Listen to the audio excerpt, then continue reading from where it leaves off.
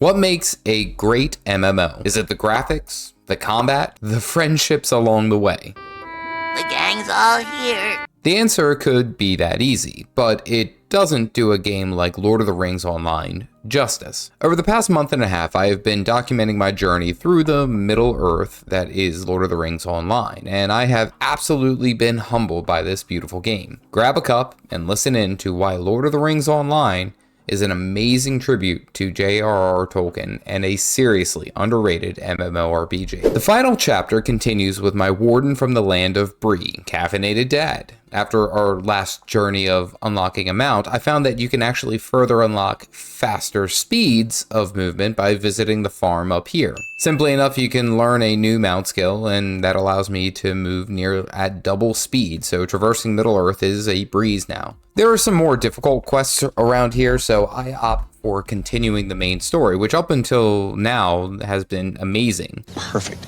Everything. The general questing has slowed down a bit significantly in uniqueness, and I do see the repetitive nature coming through, such as the same style of quest, kill this many of X, or travel here, collect this, and return it. This, of course, is what I expected. I mean, it's only the beginning of a very lengthy MMORPG. Who would expect massively impressive quests right out the gate? Oh wait, the story though, it's starting to get spicy. We must go and deal with Amdir, our fallen even more ranger friend, who, let's be serious, is no longer our friend. He is a problem that must be dealt with properly. So we meet up with Strider and another nameless ranger. Seriously, on this adventure, we've had like 6 other rangers and 5 of them have died. So where are these guys spawning from, and why the hell do they keep signing up for this job? Anyway, we push through this instance. The Black Wold bandits hold again, and I'm tired of this place. But to be fair, they are having a hell of a time because right now there's wraiths running around and evil creatures afoot. Legit, it's kind of funny because these guys were a pain previously, but now I'm just cruising through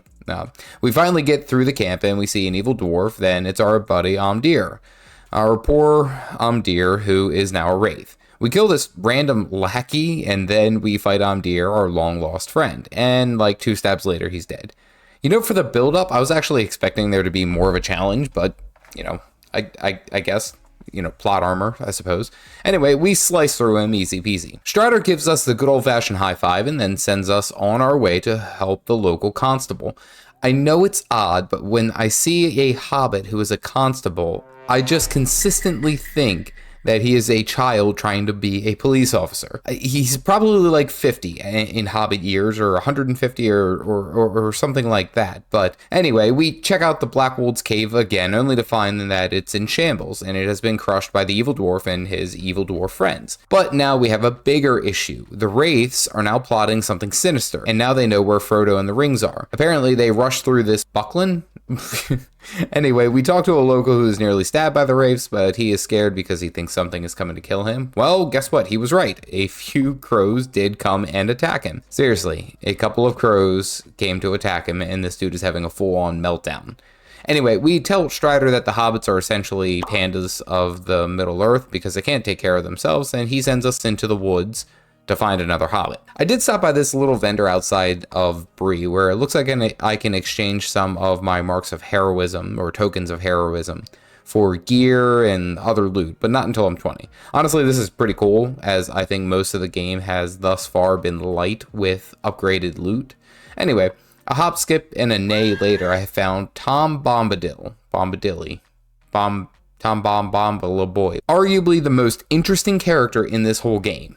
Literally, listen to this dude's voice. Tom Bomb Jolly Tom, Tom Bombadillo. I know some of the game has in-depth voice acting, but this one takes the cake. He's my favorite.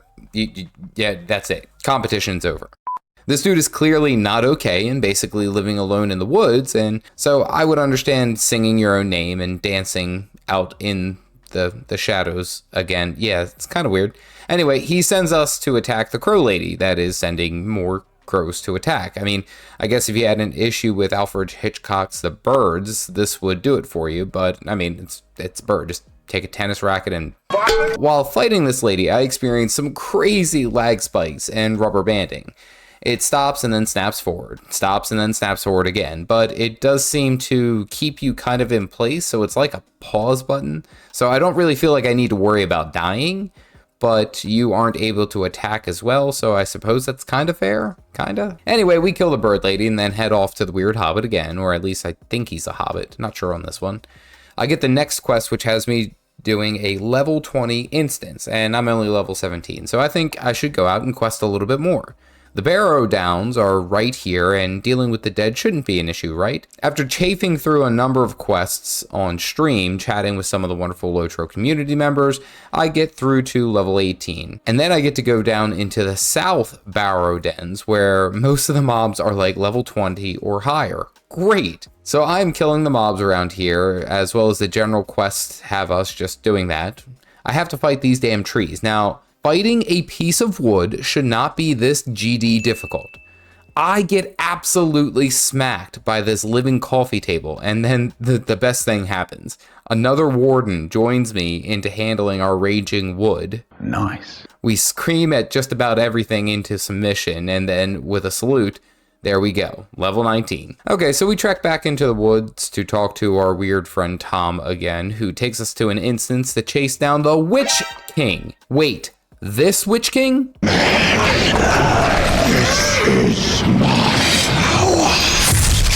The dude who basically can't be killed by any man? Good lord, this game is relentless. Anyway, we fight some dwarves, only to wake the dead from their nappy naps, and then we spelunk through this well-lit cave. Seriously, a massive cave underground, and it is this well-lit. That's just odd. Anyway, the Witch King gives us a nod and then sends a bunch of his undead friends to kill us, of course. And after a beautifully executed set of gambit skills, we are through. Now we fight the White Lord, a hard-hitting, high-level mob that can't be killed because he can basically heal himself to full. After going up and down for a few combat rotations and thinking that this isn't going to end well for me, guess who shows up? Tom motherfucking Bombadil. This guy shows up, one-shots the boss after literally moving the earth like he's the Avatar, and then just skips away. What a total boss. We huff it back to Bree, and I get to talk to Gandalf, who's apparently been in this room right next to Strider this entire time. That's odd. He sends me north to meet his friend. I'm half a level from hitting 20, so I focus on some more of the kill X amount of enemies and such, and boom, I am level 20. The game has only truly begun at this point. I get a notification that I can join a skirmish, and that it is soloable. Awesome. I had heard good things, so let me go ahead and give it a shot. It seems like these are like small instances that focus on brief, we'll say, times of history, such as like Fractals of the Mist, comparably to Guild Wars 2. This one has me defending the front portion of Helm's Deep so the main citadel can prepare itself for combat. I am now boosted up to level 100, and I try my best to fight and kill things, but I just hit way too weak, it seems. Perhaps I'm under-leveled or under-geared, or I'm not doing something right. Anyway, I spend most of the time shooting the ballista at random groups of Urukai, and with the occasional catapult launch sprinkled in there. Really doesn't feel like I'm doing much of anything. And then as I'm walking by, I accidentally click this table, and then I am gone. And the instance is incomplete. 25 minutes straight out the window. Then the last piece I wanted to check out was the housing. As I heard, it's kind of fun. So I mosey on over here to Breland Homesteads, and I find a house that I can, well, barely afford. But I purchase it and use my house teleport to go straight to my little cottage on 1 Chestnut Street. This is pretty cool because I can like decorate the house and basically everything in this little slice of life. However, I don't have anything to decorate with and everything is bare. One of the joys of still being broke. I go around and I purchase some of the things that I can, and here we go, look at me. I have my own home with my own background music. Alrighty, I think I've seen enough of Lord of the Rings to talk about the game finally. As for a straight rating of the new player experience of Lord of the Rings Online, I give this game a solid 8 out of 10. While this game has tons of great features and individual things going for it, there are some things to be said for its bigger concerns. So let's go ahead and review first the things that I loved. So the tutorial was a great introduction to the game, literally setting up the world in a nice evenly paced story to allow players to kind of grow in their own way. This is something that is seriously underrated in this game, which is really, really cool. Something else that I think is incredibly underrated in this game and is its combat. While other more popular MMOs have flashy combos, Lord of the Rings Online gives me that intense combat that I've been looking for to pull things off, all the while being exactly what you would need as far as a new player experience. You want it to be just straightforward.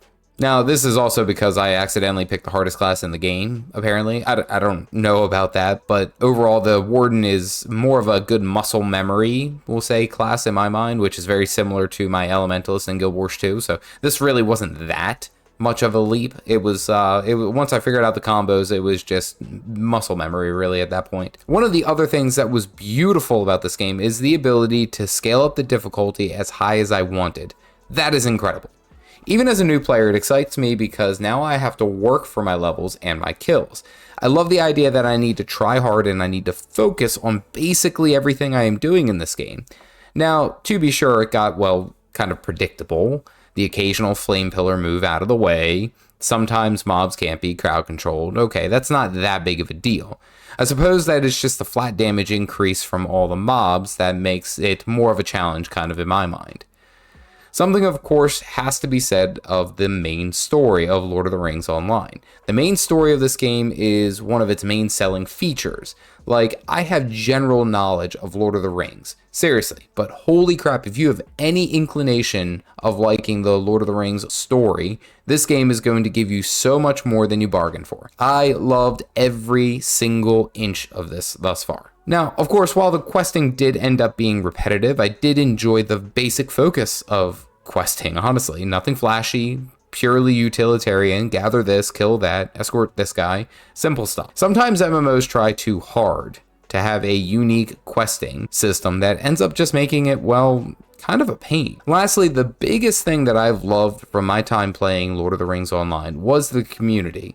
I have received an exceedingly warm welcome from the players of all walks of life in this game who were interested in either helping me, educating me, and even showing me what I needed to do here and there, or like little tricks. Seriously, it was an incredible experience, and the kindness of the community was just the cherry on top. Now let's go ahead and talk about some of the things that I didn't enjoy as much. Obviously, this one, it comes as no surprise, but the lag. While less punishing than I originally thought, it is still kind of obnoxious that at random times my character would seize up in all of its actions and not be able to do anything for the next few moments. They did implement a reduction feature to help you out with server lag if there was some, and I never truly died from the lag, but it is something that should be noted if you were just about to play this game. Another thing that bothered me, and perhaps it's because I was on a free-to-play account, it seemed like no matter what button I pressed, there was a way to use those LOTRO coins. It was always a link to the cash shop.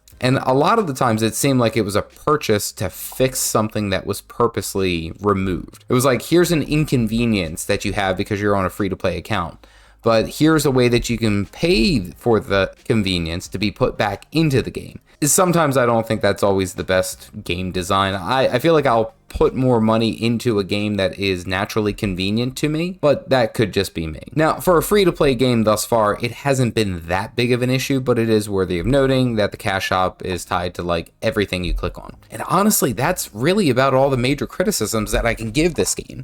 Lord of the Rings Online has provided a fantastic amount of gameplay, all for free.